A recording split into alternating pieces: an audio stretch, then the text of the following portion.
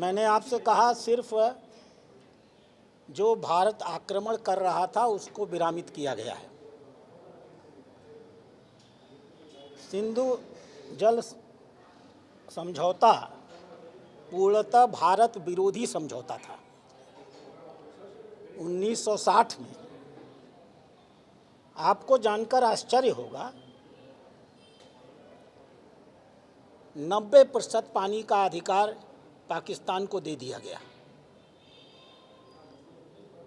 भारत के खेत सूखते रहें, पाकिस्तान के खेत लहलाए। और इतना नहीं, पाकिस्तान उस जल के उपयोग के लिए अपने देश में नाले बना सके, कैनाल्स बना सके, इसके लिए भारत के प्रधानमंत्री नेहरू ने पाकिस्तान को 83 करोड़ रुपए दे दिए। 55 करोड़ रुपए जो गांधी को कहने पर दिए थे वो अलग थे। 1960 में भारत किस अर्थव्यवस्था की स्थिति पे था और कितनी महंगाई थी, आज तक समझ में नहीं आया कि ये कौन सा अंतर्राष्ट्रीय समझौता था जिसमें हमने पानी तो दिया ही दिया, पाकिस्तान पानी का उपयोग करने के लिए उसके पास पैसा नहीं था, उसे कैनाल्स बनानी थी, उसके लिए गरीब भारत के महंगी कमाई का 83 करोड़ रुपया, 6 करोड़ 82 लाख डॉलर, 1960 का 83 करोड़ डॉलर होता है, हमने पाकिस्तान को दे दिया था। यह समझौता दीर्घकालिक भारतीय हितों को ध्यान में रख करके तोड़ा गया है और माननीय प्रधानमंत्री ने स्पष्ट कहा है, खून और पानी एक साथ नदी में नहीं बह सकते। जब पाकिस्तान ये सिद्ध करेगा तब हम आगे जैसा विचार करना होगा वैसा विचार करेंगे। सर, कांग्रेस अब इंदिरा गांधी का वो पुराना स्पीच है ना, वो फैला रहे हैं, तो इंदिरा गांधी को कंपेयर करके बात कर रहे हैं सर। बहुत अच्छा कर रहे हैं।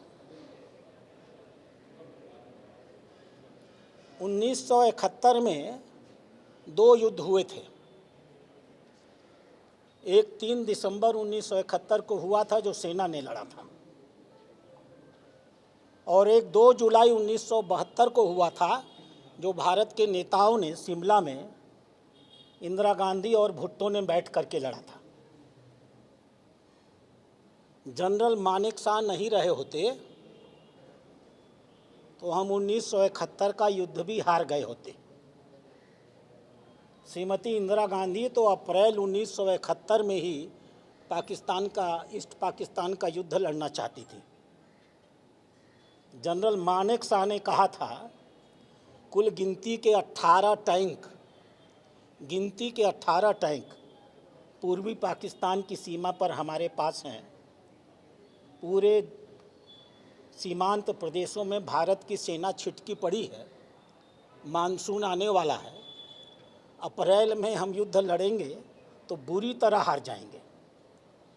और मानेकशॉ ने इंदिरा गांधी से कैबिनेट की मीटिंग के भीतर कहा था युद्ध लड़ा जाएगा तो सेना के तौर तरीकों से लड़ा जाएगा। उस बैठक में जनरल मानेकशॉ ने इस्तीफे के भी पेशकश कर दी थी। उसके बाद इंदिरा गांधी झुकने को मजबूर हुई थी और मानेकशॉ की रणनीति से युद्ध लड़ा गया। जो कुछ भारत की सेना ने 16 दिसंबर 1971 को जीता, श्रीमती इंदिरा गांधी ने समझौते की टेबल पर 2 जुलाई 1972 को गवा दिया।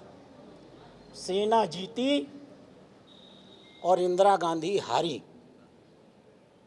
93,000 पाकिस्तान के लोगों को 5 महीने तक दामाद की तरह हमने भारत में पाला। भारत की अर्थव्यवस्था बर्बाद हो गई। हमने कोई मुआवजा पाकिस्तान से नहीं लिया। 13,000 स्क्वायर फीट ज़मीन पश्चिमी पाकिस्तान में हम जीत चुके थे, हमने पाकिस्तान को वापस कर दिया।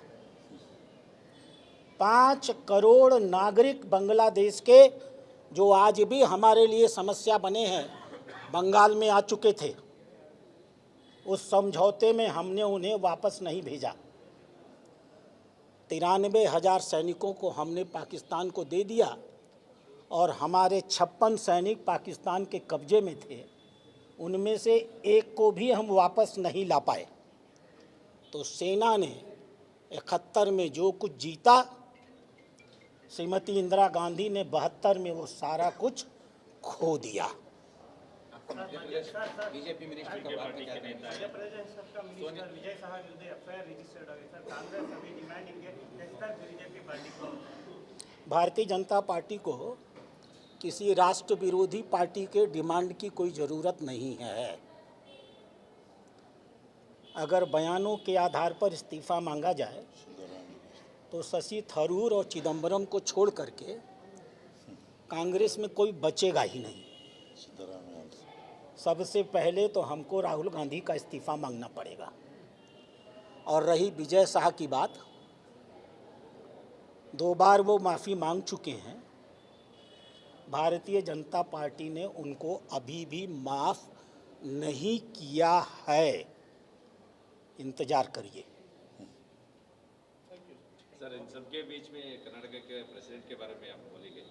कर्नाटक के प्रेसिडेंट के बारे में मुझे इस बात का दुख है कि सिद्धारमैया जो कर्नाटक के मुख्यमंत्री हैं, वो लगातार राष्ट्र विरोधी और हिंदू विरोधी बातें करते रहते हैं और नीतियां बनाते रहते हैं। और मुझे इस बात का, चुप रहिए जब आप तो पहुँचिए, और मुझे इस बात का सुख है कि कर्नाटक के प्रेसिडेंट और उप मुख्यमंत्री उनकी राष्ट्र विरोधी मानसिकता से सहमत नहीं है, सेना के साथ खड़े दिखते हैं। मैंने आपसे कहा सिर्फ जो भारत आक्रमण कर रहा था उसको विरामित किया गया है। सिंधु जल समझौता पूर्णतः भारत विरोधी समझौता था। 1960 में आपको जानकर आश्चर्य होगा 90% पानी का अधिकार पाकिस्तान को दे दिया गया। भारत के खेत सूखते रहें, पाकिस्तान के खेत लहलाए। और इतना नहीं, पाकिस्तान उस जल के उपयोग के लिए अपने देश में नाले बना सके, कैनाल्स बना सके, इसके लिए भारत के प्रधानमंत्री नेहरू ने पाकिस्तान को 83 करोड़ रुपए दे दिए। 55 करोड़ रुपए जो गांधी को कहने पर दिए थे वो अलग थे। 1960 में भारत किस अर्थव्यवस्था की स्थिति पे था और कितनी महंगाई थी, आज तक समझ में नहीं आया कि ये कौन सा अंतर्राष्ट्रीय समझौता था जिसमें हमने पानी तो दिया ही दिया, पाकिस्तान पानी का उपयोग करने के लिए उसके पास पैसा नहीं था, उसे कैनाल्स बनानी थी, उसके लिए गरीब भारत के महंगी कमाई का 83 करोड़ रुपया, 6 करोड़ 82 लाख डॉलर, 1960 का 83 करोड़ डॉलर होता है, हमने पाकिस्तान को दे दिया था। यह समझौता दीर्घकालिक भारतीय हितों को ध्यान में रख करके तोड़ा गया है। और माननीय प्रधानमंत्री ने स्पष्ट कहा है, खून और पानी एक साथ नदी में नहीं बह सकते। जब पाकिस्तान ये सिद्ध करेगा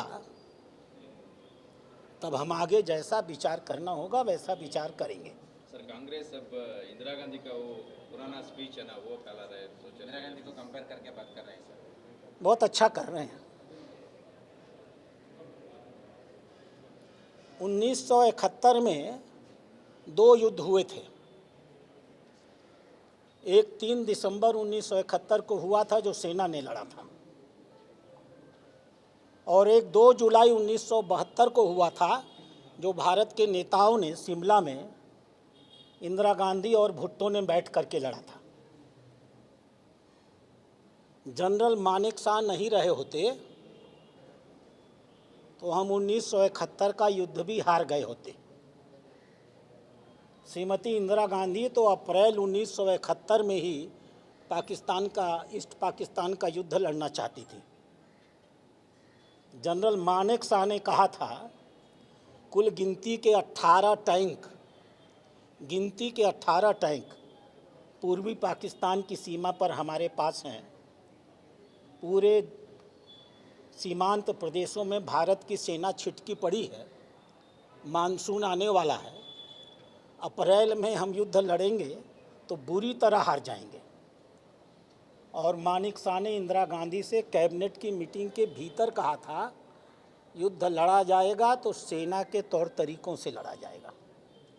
उस बैठक में जनरल मानेकशॉ ने इस्तीफे के भी पेशकश कर दी थी।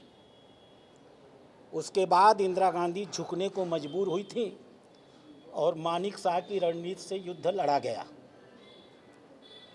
जो कुछ भारत की सेना ने 16 दिसंबर 1971 को जीता, श्रीमती इंदिरा गांधी ने समझौते की टेबल पर 2 जुलाई 1972 को गवा दिया। सेना जीती और इंदिरा गांधी हारी।